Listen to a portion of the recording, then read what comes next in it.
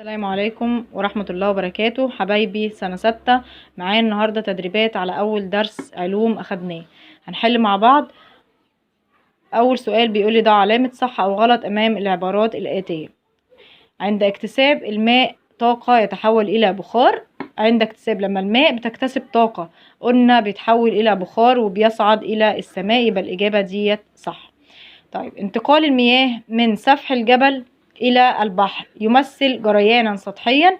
يعني بيقول إن انتقال المياه من سفح الجبل، يعني من قمة الجبل إلى البحر، طبعا دوت بيمثل جريان سطحي، لأن احنا قلنا إن الجريان السطحي دوت بيبقى انتقال الماء من مكان أعلى إلى أسفل وبتفضل في اتجاه واحد.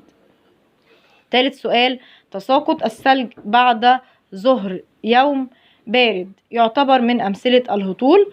يعني تساقط الثلوج بعد ظهر يوم بارد، يوم كان بارد يعني في صقيع أو الجو بيكون بارد فيه، بيعتبر من أمثلة الهطول. هو بيعتبر أيوة من أمثلة الهطول، لأن أمثلة الهطول بيجي عندي قطرات الثلج، قطرات الماء، أو قطرات الثلج اللي هي الصغيرة، كور الثلج الصغيرة دي. المناطق الاستوائية التي تسقط عليها أشعة الشمس مائلة تكون درجة حرارتها معتدلة.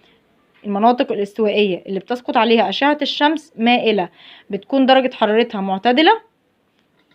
أيوة، بتكون درجة حرارتها معتدلة. طيب، يقل منسوب المياه، لأن المناطق اللي بتسقط عليها أشعة الشمس عمودية بتكون درجة حرارة المكان فيها مرتفعة جدا. يقل منسوب المياه في بعض البحيرات بسبب الارتفاع الشديد في درجة الحرارة. يعني منسوب المياه لما بيقل في بعض البحيرات بسبب الارتفاع الشديد في درجة الحرارة. أيوة، الإجابة ديت مظبوطة، لأن من مع تعامد الشمس على البحيرات وبتفضل لفترة طويلة فيها درجة حرارة مرتفعة، فبتبتدي الماء بيحصل لها اكتساب طاقة، فبتتحول إلى بخار ماء وبترتفع في السماء على شكل سحب. طيب، اختر الإجابة الصحيحة مما بين القوسين أو من الاختيارات اللي موجودة. قد يحدث جفاف لمياه البرك بسبب إيه؟ بيحدث جفاف لمياه البرك بسبب إيه؟ تبريد الهواء للمياه. هل بسبب تبريد الهواء للمياه، ولا تجمد المياه، ولا تكثف المياه، اكتساب المياه طاقة؟ بيحدث جفاف لمياه البرك بسبب ان هي اكتسبت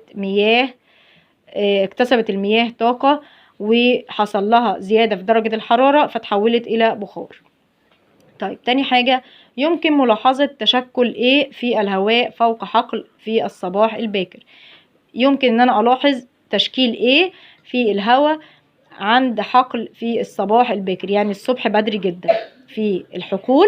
ممكن ان انا الاحظ ايه في الهواء متشكلة؟ الاحظ جليد، ولا الاحظ ضباب، ولا الاحظ سحب، ولا الاحظ ندى؟ الاحظ ايه اتشكلت في الهواء. في الهواء يعني مش هتبقى على حاجة، يعني ما تنفعش الندى. طيب، اتشكلت سحب؟ لا، ما تشكلتش سحب. ممكن الاحظ الضباب، هو اللي بيكون متشكل عندي الصبح بدري جدا في الحقول، بلاقي ايه في زي شبورة اللي احنا بنقول عليها شبورة، وهي ديت اسمها الضباب. طيب، تالت حاجة معايا: ما الأثر البيئي لجفاف البحيرات على الطيور المهاجرة؟ تالت حاجة: ما الأثر البيئي لجفاف البحيرات على الطيور المهاجرة مثل طيور الفلامينجو؟ ايه هو الأثر اللي في البيئة بيحصل لجفاف البحيرات على الطيور المهاجرة زي الفلامينجو؟ يعني هو هنا عايز يعرف ايه التأثير لجفاف البحيرات على الطيور زي طيور الفلامينجو. هتزيد أعدادها، ولا نقص الغذاء، ولا تحسن النسل، ولا تحسن الموطن؟ هي طبعا نقص الغذاء، لأن هي طيور الفلامينجو عرفنا ان هي بتتغذى على الطحالب اللي موجودة في البحيرات زي كده، فهي مش هتلاقي غذاء ليها. وطبعا ما ينفعش زيادة الأعداد، لأن هي مش هتلاقي غذاء، فبالتالي مش هيبقى فيه زيادة أعداء ولا تحسن نسل ولا تحسن الموطن. طيب، رابع حاجة: يسمى تحول الماء من الحالة السائلة إلى الحالة الغازية بإيه؟ تحول الماء من الحالة السائلة للحالة الغازية بيسمى بإيه؟ من سائل لغازي. يبقى بيحصل بعملية إيه؟ التبخر، هي اللي بتحول لي الماء من سائل إلى غازي. طبعا مش بالتكثف ولا التجمد.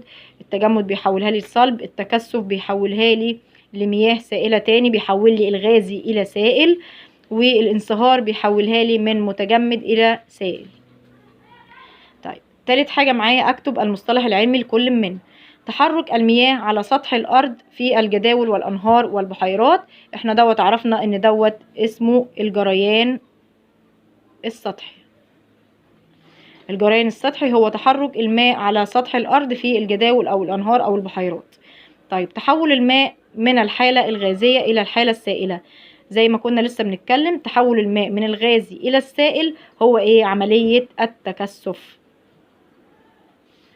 طيب لاحظ الصورة التي امامك ثم اكمل.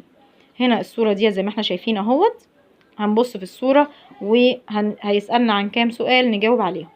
يعتبر هذا الشكل يعبر هذا الشكل عن ايه في الطبيعة؟ عن ايه الشكل ده؟ بيعبر عن ايه؟ دورة ايه؟ دورة المياه في الطبيعة. يبقى هنقوله دورة المياه في الطبيعة.